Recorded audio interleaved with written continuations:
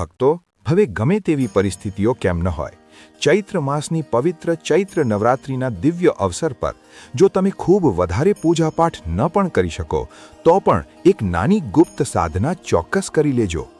આ પવિત્ર દિવસોમાં એક એવી દિવ્ય વસ્તુનું સેવન ચૂપચાપ અને પૂર્ણ શ્રદ્ધા સાથે કરી લેવાનું છે જેના પ્રભાવથી જીવનમાં ચાલી રહેલી બાધાઓ ધીરે ધીરે સમાપ્ત થવા લાગે છે, રોકાયેલા નાણાં પાછા આવવાના માર્ગ બનવા લાગે છે અને ભાગ્યના બંધ પડેલા દ્વાર ખુલવા લાગે છે।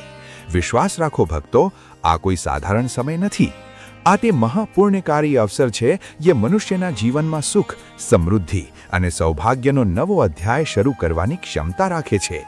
ચૈત્ર નવરાત્રિના 9 દિવસ અને તેનું રહસ્યપૂર્ણ મહત્વ સદીઓથી સનાતન પરંપરામાં પૂજનીય માનવામાં આવ્યું છે, કારણ કે આ દિવસોમાં આદિશક્તિ મા ભવાની અને નવદુર્ગાની કૃપા વિશેષ રૂપે પ્રાપ્ત થાય છે અને જે સાધકો સાચા મન, નિયમ અને સંયમ સાથે આ વ્રત કરે છે તેમના અટકેલા કાર્યો થવા લાગે છે, માનસિક અશાંતિ દૂર થાય છે, સ્વાસ્થ્યમાં સુધારો આવે છે અને આર્થિક સ્થિતિમાં સ્થિરતા આવે છે। કહેવાય છે કે નવરાત્રિ માટે વિશેષ પવિત્ર વસ્તુનું સેવન અથવા તેનાથી સંબંધિત પ્રસાદ ગ્રહણ કરવો અત્યંત શુભ હોય છે, કારણ કે તે શુદ્ધતા, શક્તિ અને સમૃદ્ધિનું પ્રતીક માનવામાં આવે છે। ભક્તો, આ પર્વ માત્ર ઉપવાસનો નથી, પરંતુ આત્મશુદ્ધિ અને ભાગ્યોદયનો દિવ્ય અવસર છે। તેથી ભક્તો, તમને વિનંતી છે કે આજના આ ખૂબ જ મહત્વપૂર્ણ વિડીયોને શરૂઆતથી અંત સુધી પૂરો જોજો। વિશ્વાસ રાખો, આજનો આ વિડીયો તમારી જિંદગી બદલવાની ક્ષમતા રાખે છે। તો ચાલો વિડીયોમાં આગળ વધીએ, પરંતુ તે પહેલા તમને વિનંતી છે કે કોમેન્ટ બોક્સમાં જય માતાદી ચોક્કસ લખજો। શાસ્ત્રો અને પુરાણોમાં સ્પષ્ટપણે વર્ણન મળે છે કે પવિત્ર ચૈત્ર નવરાત્રિ પર જે એક ગુપ્ત અને દિવ્ય વસ્ત્રના સેવનનું વિશેષ મહત્વ બતાવવામાં આવ્યું છે તે છે માતાને અર્પણ કરેલા લવિંગની જોડી અને મખાણા, જેને આપણા ધર્મગ્રંથોમાં અત્યંત પવિત્ર, ઉર્જાદાયક અને જીવનદાયક માનવામાં આવ્યા છે। ભક્તો, આ પવિત્ર દિવસોમાં શ્રદ્ધા અને નિયમ સાથે માતાને અર્પણ કરેલા લવિંગ અને મખાણાનો પ્રસાદ સેવન કરવાથી ધનની અછત, દેવાનો બોજ અને વ્યાપાર સાથે જોડાયેલી બાધાઓ ધીરે ધીરે સમાપ્ત થવા લાગે છે અને જીવનમાં સ્થિરતા તથા સમૃદ્ધિનો માર્ગ ખુલવા લાગે છે। જો કે નવરાત્રિનું વ્રત સામાન્ય રીતે ફલાહાર અથવા નિરાહાર રહીને કરવામાં આવે છે, પરંતુ માતાની પૂજામાં લવિંગની જોડી અર્પણ કરવી અને પ્રસાદ રૂપે ગ્રહણ કરવી શાસ્ત્ર સંમત અને અત્યંત પુણ્યકારી માનવામાં આવી છે, જેનાથી દરિદ્રતા અને નકારાત્મકતાનો પ્રભાવ ઓછો થાય છે। પુરાણોની કથા અનુસાર આદિશક્તિના તેજ અને દિવ્ય ઉર્જાથી જ સંપૂર્ણ સૃષ્ટિની ઉત્પત્તિ થઈ છે। આ કારણે આ 9 દિવસોની આધ્યાત્મિક દૃષ્ટિએ અત્યંત પવિત્ર અને વિશેષ ફળદાયી મહિમા કહેવામાં આવી છે। હવે ભક્તો, આ પવિત્ર વ્રતની વિધિ પણ જાણી લો, જેથી સાધના પૂર્ણ ફળ આપી શકે। આ વર્ષે ચૈત્ર નવરાત્રિનું વ્રત અત્યંત શુભ યોગોમાં રાખવામાં આવશે। વ્રતનું પારણું 9મી તિથિના સમાપન અથવા 10મીના સૂર્યોદય પછી શુભ સમયમાં કન્યા પૂજન બાદ કરવું શાસ્ત્ર સંમત માનવામાં આવે છે અને તે સમયે કન્યાઓ અથવા જરૂરિયાતમંદોને ભોજન કરાવવું તથા પોતાની શક્તિ મુજબ દાન આપવું અત્યંત પુણ્યદાયી કહેવાય છે।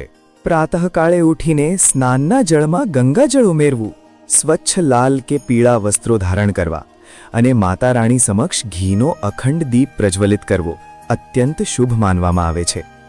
લાલ પુષ્પ, કુમકુમ, અક્ષત, લવિંગ, बताशा અને સાત્વિક નૈવેદ્ય અર્પણ કરીને શ્રદ્ધાથી પૂજન કરો તથા આખો દિવસ ઓમ હ્રીમ ક્લીમ ચામુંડાयै વિચ્ચે અથવા નવાર્ણ મંત્રનો જપ કરતા રહો। રાત્રે ભજન, ભેટ કે માતાનું જાગરણ કરવાથી આ વ્રતનું પુણ્ય અનેક ગણું વધી જાય છે અને જીવનમાં આધ્યાત્મિક ઉન્નતિ તથા માનસિક શાંતિનો અનુભવ થાય છે। ભક્તો, ચૈત્ર નવરાત્રિ પર કેટલીક વિશેષ વસ્તુઓનું સેવન જ્યાં તમારા જીવનને સુખ સમૃદ્ધિથી ભરી દે છે, ત્યાં કેટલીક વસ્તુઓ એવી પણ છે જે ભૂલથી પણ ઘરમાં લાવવી જોઈએ નહીં। આ પવિત્ર દિવસોમાં માતા રાણીને લવિંગની જોડી સાથે 5 પ્રકારના મીઠા ફળોનો ભોગ અવશ્ય લગાવવો જોઈએ, જેમાં કેળા, દ્રાક્ષ, કેરી, પપૈયું અને લાલ સફરજન અથવા દાડમનો સમાવેશ થાય છે, કારણ કે આ ફળો સાત્વિકતા અને સમૃદ્ધિના પ્રતીક માનવામાં આવે છે। નવરાત્રિના દિવસે સાબુદાણાની ખીર અથવા મખાણાની ખીર બનાવીને માતાને અર્પણ કરવાથી અને પછી આખા પરિવાર સાથે પ્રસાદ રૂપે ગ્રહણ કરવાથી કુંડળીના પ્રતિકૂળ ગ્રહો શાંત થાય છે। પરંતુ ભક્તો, આ પવિત્ર પર્વ પર ભૂલથી પણ સાદું મીઠું, લસણ, ડુંગળી, રીંગણ અથવા કોઈ પણ પ્રકારનું તામસિક ભોજન ઘરમાં ન બનવું જોઈએ, કારણ કે નવરાત્રિનું વ્રત સાત્વિકતા, સંયમ અને આત્મશુદ્ધિનું પ્રતીક છે. હવે એ જાણવું અત્યંત આવશ્યક છે કે જે સાધકો ફલાહાર પર વ્રત રાખે છે અથવા જે સિંધવ મીઠું, સૈંધવ નમક લે છે, તેમના માટે શાસ્ત્રોના નિયમો શું કહે છે. ફલાહારી વ્રત કરનારા ભક્તોએ સંપૂર્ણપણે અન્ન અને મીઠાનો ત્યાગ કરવો પડે છે. તેમણે માત્ર તાજા ફળોનો રસ, સફરજન, કેળા, દ્રાક્ષ, પપૈયા જેવા સાત્વિક ફળ, દૂધ, દહીં, છાશ, ઘરમાં બનાવેલું શુદ્ધ પનીર, સૂકો મેવો અને મખાણાનું જ સેવન કરવું જોઈએ. ફલાહારમાં બજારની ભેળસેળવાળી વસ્તુઓનો પ્રયોગ સંપૂર્ણપણે વર્જિત માનવામાં આવે છે. બીજી તરફ જે ભક્તો એક સમયે સાદા મીઠાનો ત્યાગ કરીને સિંધવ મીઠાનો સાત્વિક આહાર ગ્રહણ કરે છે, તેમણે આહારમાં માત્ર કુટ્ટુનો લોટ, સિંગોળાનો લોટ, રાજગરો, સાબુદાણા અને મોરૈયો એટલે કે વ્રતના ચોખાનો જ ઉપયોગ કરવો જોઈએ. શાકભાજીમાં તમે દૂધી, કોળું, અળવી, શક્કરિયા અને બટાકાનું સેવન કરી શકો છો, જેને માત્ર શુદ્ધ ઘી અથવા મગફળીના તેલમાં જીરું, આદુ, લીલા મરચાં અને કાળા મરીનો વઘાર કરીને જ બનાવવા જોઈએ. સિંધવ મીઠાનો ઉપયોગ કરનારા સાધકોએ એ વાતનું વિશેષ ધ્યાન રાખવું જોઈએ કે તેમને ભોજનમાં હળદર, ધાણા પાવડર, લાલ મરચું, હિંગ અને રાઈ કે તલના તેલનો પ્રયોગ બિલકુલ ન થાય. આ વ્રતમાં માત્ર ફલાહાર, કુટ્ટુ કે સિંગોડાનો લોટ, સાબુદાણા, મખાણા અને સિંધવ મીઠાનો જ પ્રયોગ કરવો જોઈએ. જે ઘરમાં આ દિવસોમાં લસણ, ડુંગળી કે માંસ મદિરાનું સેવન થાય છે, ત્યાંથી માતા રાણીની કૃપા દૂર થઈ જાય છે અને નકારાત્મકતાનો પ્રભાવ વધવા લાગે છે. સૌભાગ્યવતી સ્ત્રીઓએ નવરાત્રિના વિશેષ નિયમોનું પાલન કરવું જોઈએ અને ઘરની સફાઈ કરતી વખતે એ ધ્યાન રાખવું જોઈએ કે કોઈ જીવને નુકસાન ન પહોંચે, કારણ કે દયા અને કરુણા પણ શક્તિ ઉપાસનાનો મહત્વનો અંગ છે. આ પવિત્ર વ્રતની પૂર્ણતા તેની કથા સાંભળ્યા વગર અધૂરી માનવામાં આવે છે. પૌરાણિક વર્ણન અનુસાર ત્રેતાયુગમાં જ્યારે મર્યાદા પુરુષોત્તમ ભગવાન શ્રીરામનું લંકાપતિ રાવણ સાથે યુદ્ધ ચાલી રહ્યું હતું, ત્યારે તેમણે પણ શક્તિ પ્રાપ્ત કરવા માટે ચૈત્ર નવરાત્રિમાં રાત્રિમાં બીની ઘોર તપસ્યા કરી હતી. તેમણે 9 દિવસ સુધી કઠોર ઉપવાસ રાખીને શક્તિની આરાધના કરી અને 108 નીલકમળથી માતાનું પૂજન આરંભ કર્યું. રાવણ જેવા માયાવી અને શક્તિશાળી શત્રુ પર વિજય મેળવવા માટે જ્યારે એક કમળ ઓછું પડ્યું, ત્યારે તેમણે પોતાનું નેત્ર જ અર્પણ કરવાનો સંકલ્પ લીધો. તેમની આ અતૂટ ભક્તિ અને સમર્પણ જોઈને સાક્ષાત માં જગદંબા પ્રગટ થયા અને તેમને વિજયના આશીર્વાદ આપ્યા. આ મહાન સાધનાથી એ સિદ્ધ થાય છે કે આ વ્રત ક્યારેય નિષ્ફળ જતું નથી અને સાચી શ્રદ્ધાથી કરવામાં આવેલી સાધના જીવનને ધન, વૈભવ અને ઈશ્વરીય રક્ષણ પ્રદાન કરે છે. ભક્તો, નવરાત્રિના દિવસોમાં ગૌ માતાની સેવાનું પણ વિશેષ મહત્વ બતાવવામાં આવ્યું છે. ઘરમાં બનેલી પહેલી તાજી રોટલી, ફલાહારી કે સાત્વિક, પર થોડો ગોળ મૂકીને ગૌ માતાને ખવડાવવી અત્યંત પુણ્યકારી માનવામાં આવે છે. તમને વિનંતી છે કે આવનારી આ મહાચૈત્ર નવરાત્રિનું વ્રત નિયમ, સંયમ અને નિર્મળ ભાવથી કરો. મનમાં કોઈના પ્રત્યે ઈર્ષા કે દ્વેષ ન રાખો. પ્રાતઃકાળે બ્રહ્મ મુહૂર્તમાં ઉઠીને સ્નાન કરી સ્વચ્છ લાલ કે પીળા વસ્ત્રો ધારણ કરો. મંદિર કે પૂજાના સ્થાનને શુદ્ધ કરો અને ત્યાં માતા રાણીની મૂર્તિ કે ચિત્ર સ્થાપિત કરો. ઘીનો દીવો પ્રગટાવો. એક સ્વચ્છ પાત્રમાં પંચામૃત તૈયાર કરો.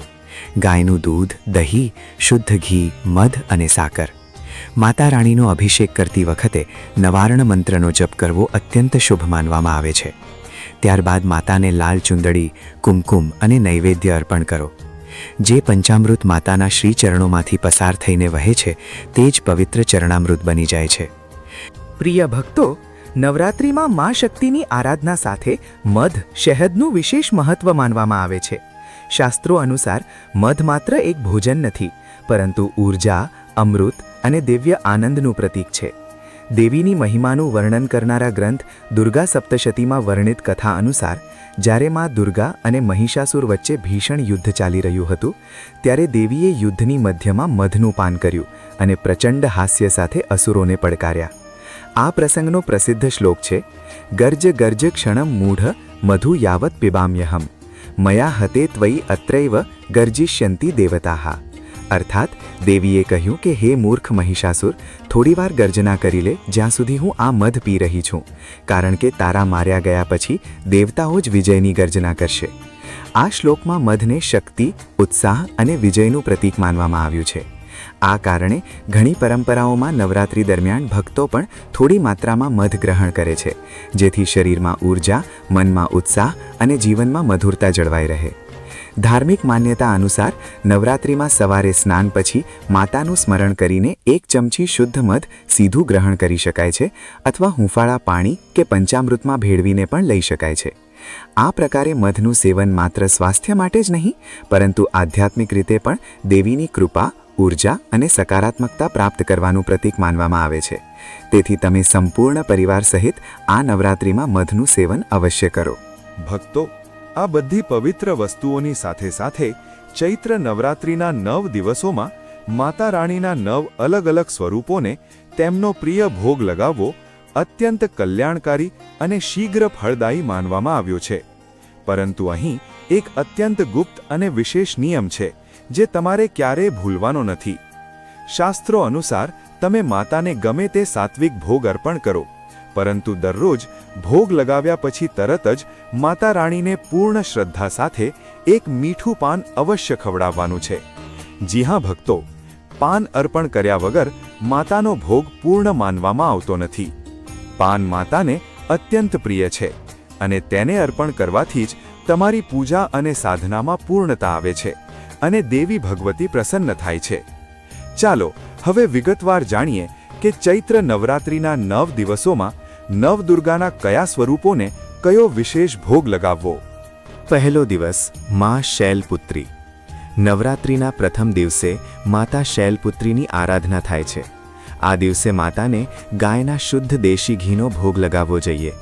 આ ભોગ લગાવવાથી આરોગ્યની પ્રાપ્તિ થાય છે અને શરીરમાંથી દરેક પ્રકારના રોગ અને વ્યાધિઓ દૂર થાય છે. ઘી અર્પણ કર્યાના તરત પછી માતાને 1 પાન અવશ્ય અર્પણ કરો. બીજો દિવસ મા બ્રહ્મચારિણી. બીજા દિવસે મા બ્રહ્મચારિણીની પૂજા થાય છે. આ દિવસે માતાને સાકર, ખાંડ, સફેદ મીઠાઈ અથવા મિશ્રીનો ભોગ લગાવો. આનાથી વ્યક્તિને લાંબા આયુષ્યનું વરદાન મળે છે, અકાળ મૃત્યુનો ભય દૂર થાય છે અને જીવનમાં મધુરતા આવે છે. ભોગ પછી શ્રદ્ધાપૂર્વક માતાને પાનનું બીડું જરૂર ખવડાવો.